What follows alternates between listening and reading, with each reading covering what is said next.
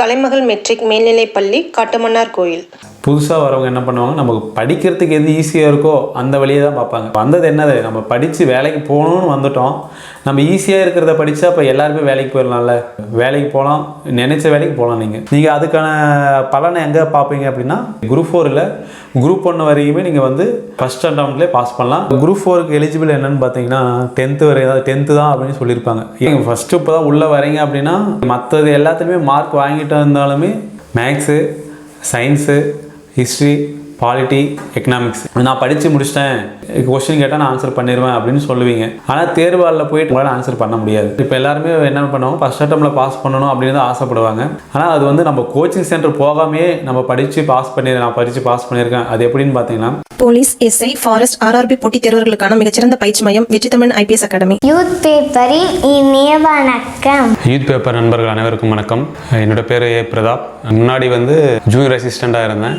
அதுக்கப்புறம் sub இன்ஸ்பெக்டராக exam எழுதி pass பண்ணி இப்போ வந்து கிருஷ்ணகிரி மாவட்டம் போச்சம்பள்ளியில் சப் இன்ஸ்பெக்டராக ஒர்க் பண்ணிகிட்ருக்கேன். இது மட்டும் இல்லாமல் ஃபயர்மேன் எக்ஸாம் பாஸ் பண்ணி செலக்ட் ஆனேன். அதுக்கப்புறம் ஃபாரஸ்ட் வாட்சர், ஃபாரஸ்ட் கார்டு, இந்த மாதிரி எக்ஸாம்லாம் எழுதி பாஸ் பண்ணி கடைசியாக வந்து சப் இன்ஸ்பெக்டரில் வந்து ஒர்க் பண்ணிகிட்ருக்கேன். இத்தனை எக்ஸாம் பாஸ் பண்ணது எப்படின்னா, நான் வந்து எதுக்குமே கோச்சிங் சென்டர் எங்கேயுமே போகாமல் வீட்டில் தான் உட்காந்து படிச்சுட்டு இருந்தேன். இப்போ குரூப் 4 இப்போ ஃப்ரெஷ்ஷாக வந்து ஸ்டார்ட் பண்ணுறீங்க அப்படின்னா, நம்ம ஃபஸ்ட்டு வந்து ஈஸியான சப்ஜெக்டை எடுத்து வச்சு படிக்கணும். ஈஸியான சப்ஜெக்ட்டு ப்ளஸ் உங்களுக்கு பிடிச்ச சப்ஜெக்ட் எது அப்படின்னு பார்த்து ஸ்டார்ட் பண்ணுறோம்.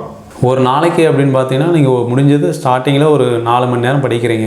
4 மணி நேரத்தில் உங்களுக்கு பிடிச்ச சப்ஜெக்ட்டு ஒரு 2 மணி நேரம் 2.5 மணி நேரம் படிச்சுட்டு அடுத்து கொஞ்சம் கஷ்டமான சப்ஜெக்ட் எதுவோ அதை எடுத்து வச்சு படிக்கிறோம்.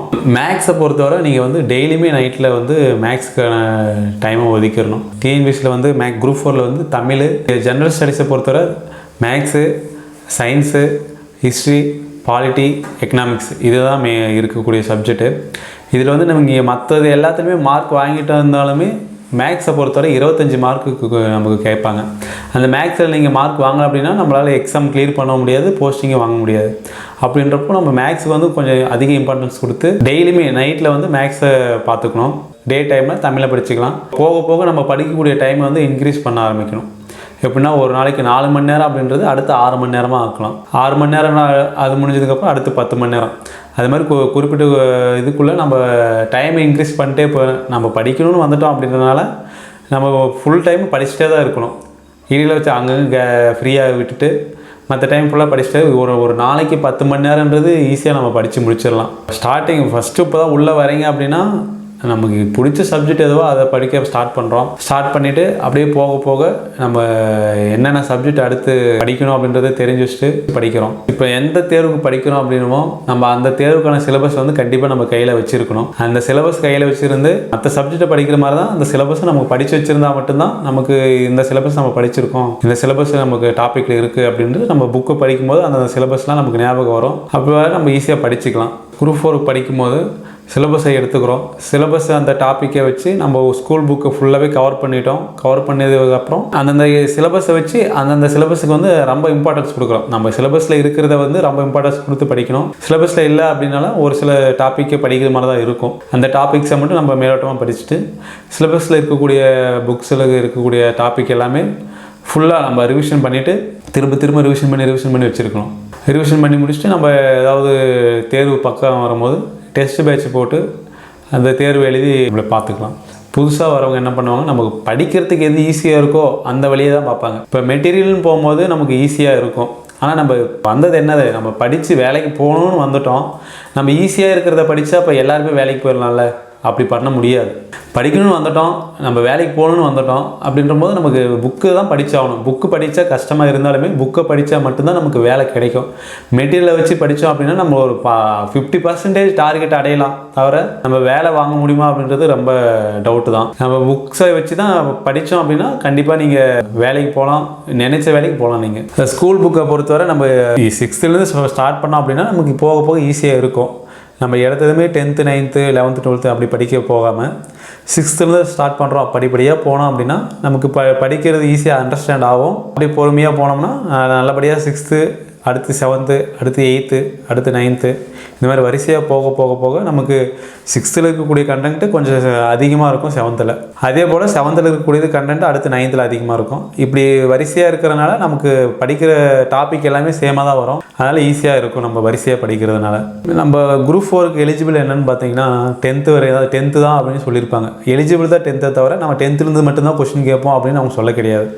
அவங்க தான் நமக்கு வந்து எக்ஸாமுக்கான சிலபஸே கொடுத்துட்டாங்க. இப்போ சிலபஸை பொறுத்தவரை திருவள்ளுவர்னு பார்த்தீங்கன்னா திருவள்ளுவர் வந்து 6th இருக்கார், 10th இருக்கார், 11th இருக்கார், 12th இருக்கார்.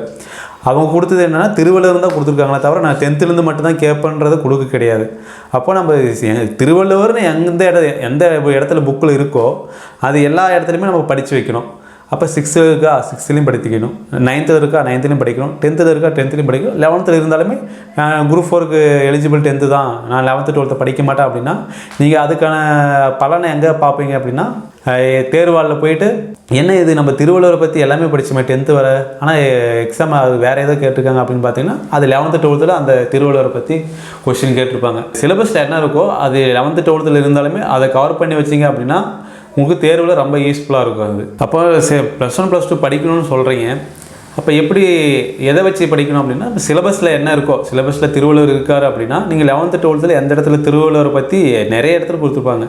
அந்த இடத்துல ஃபுல்லாகவே நீங்கள் நல்லாவே படித்து வச்சுக்கலாம். மற்றபடி பார்த்தீங்கன்னா பாரதியார் பாரதிதாசன் அவங்கள பற்றி எங்கே கொடுத்துருக்காங்களோ அதை ஃபுல்லாக டீப்பாக நீங்கள் இப்போ 11th 12th டீப்பாக படித்து வச்சிங்க அப்படின்னா நம்ம இது படிக்கிறது எதுவுமே நமக்கு தேவையில்லாத படிக்கிறோம் அப்படின்னா எதுவுமே கிடையாது. இது நம்ம இந்த எக்ஸாம் இப்போ நான் குரூப் 4 இந்த எக்ஸாம் கேட்கல அப்படின்னா இது அதே கொஷினு நீங்கள் அந்த பாரதியாரை பற்றி படிச்சிருப்பீங்க 11th 12th, இந்த வருஷம் கேட்கலையா அது கண்டிப்பாக அடுத்த வருஷம் கேட்பாங்க. அதனால் நீங்கள் படிக்கிறது வேஸ்ட்டுன்னு நினைக்காம நீங்கள் ஃபுல்லாகவே படித்து வச்சுக்கலாம். 11th 12th பொறுத்தவரை டாபிக் சிலபஸில் இருக்குது அப்படின்னா நீங்கள் அதை நல்லா படித்து வச்சுக்கலாம், நல்லா ரிவிஷன் பண்ணி வச்சுக்கலாம். அது உங்களுக்கு தான் யூஸ்ஃபுல்லாக இருக்கும். அப்போ +1 +2 முழுமையாக படிக்கணுமா அப்படின்றது கிடையாது. நம்ம சிலபஸில் இருக்குது அப்படின்னா அதை மட்டுமே நம்ம படித்தா போதும். வேறு எதுவும் நம்ம எக்ஸ்ட்ரா பாயிண்ட் எதுவும் தேடி எல்லாம் படிக்க தேவை. சிலபஸில் இருந்தால் சிலபஸில் இந்த டாபிக் இருக்குது அப்போ +1 +2 இது இருக்குது அதை மட்டும் நம்ம படித்தா போதும். வேறு எதுவும் நம்ம தேவையில்லாமல் படித்து டைம் வேஸ்ட் பண்ண வேணாம். சிலபஸில் இருக்கா அப்படின்றத பார்த்துட்டு அதை மட்டும் படித்தா போதும். இப்போ எல்லாருமே என்ன பண்ணுவாங்க, ஃபஸ்ட் அட்டெம்ப்டில் பாஸ் பண்ணணும் அப்படின்னு தான் ஆசைப்படுவாங்க. ஆனால் அது வந்து நம்ம கோச்சிங் சென்டர் போகாமே நம்ம படித்து நான் படித்து பாஸ் பண்ணியிருக்கேன். அது எப்படின்னு பார்த்தீங்கன்னா எல்லாமே ரிவிஷன். இந்த ரிவிஷன் மட்டும்தான் உங்களுக்கு தேர்வாளில் வந்து நல்ல யூஸ்ஃபுல்லாக இருக்கும். நீங்கள் ஒரு சப்ஜெக்டை வந்து படிக்கிறீங்க அப்படின்னா நான் படித்து முடிச்சிட்டேன், கொஸ்டின் கேட்டால் நான் ஆன்சர் பண்ணிடுவேன் அப்படின்னு சொல்லுவீங்க. ஆனால் தேர்வாளில் போயிட்டு நீங்கள் வந்து அதிலேயே அதை நீங்கள் படித்த வேறாவிலேருந்தே வேறு மாதிரி கொஸ்டின் கேட்டால் உங்களால் ஆன்சர் பண்ண முடியாது. அப்போ அந்த இடத்துக்கு உங்களுக்கு வந்து நீங்கள் ஒரு டைம் படித்தது உங்களுக்கு போதாது.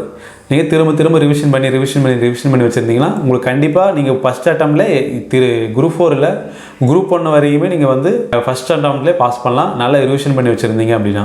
இப்போ குரூப் 4 நான் எப்படி ஃபஸ்ட் அட்டெம்ப்டில் பாஸ் பண்ணேன் அப்படின்னா நம்ம வந்து படிக்கிறது தான். அந்த படிக்கிற மெத்தட் எப்படின்னு பார்த்தீங்கன்னா ரிவிஷன். நம்மளை முடிஞ்ச அளவுக்கு எத்தனை ரிவிஷன் பண்ண முடியுமோ நம்ம படிக்கிறத அந்த அத்தனை டைம் திரும்ப ரிவிஷன் பண்ணிகிட்டே இருந்தோம் அப்படின்னா நமக்கு எல்லாமே ஈஸியாக தான் இருக்கும். இப்போ ஒரு கொஷின் ஒரு ஃபேராக எடுத்துக்கிட்டாங்க அப்படின்னா நம்ம அதை ஒரு டைம் படிக்கும் போது ஓரளவுக்கு தான் அண்டர்ஸ்டாண்ட் பண்ணுவோம். அதை திரும்ப நம்ம படித்து வச்சுருந்தோம் அப்படின்னா நல்லா அண்டர்ஸ்டாண்ட் ஆகும். அதுலேருந்து நம்ம ரிவிஷன் பண்ணால் நம்ம சீக்கிரம் மறக்காது. அதே இல்லாமல் எவ்வளோ தான் நம்ம குழப்பி கொஷின் கேட்டாலுமே நம்ம ஈஸியாக அட்டன் பண்ணி வரலாம். அந்த ரிவிஷன் பண்ணதோட பிரதிபலன் தான் நான் ஃபஸ்ட்டு அட்டெம்ப்டில் கிளியர் பண்ணிவிட்டு வேலைக்கு போனேன். கலைமகள் மெட்ரிக் மேல்நிலைப்பள்ளி காட்டுமன்னார் கோயில்.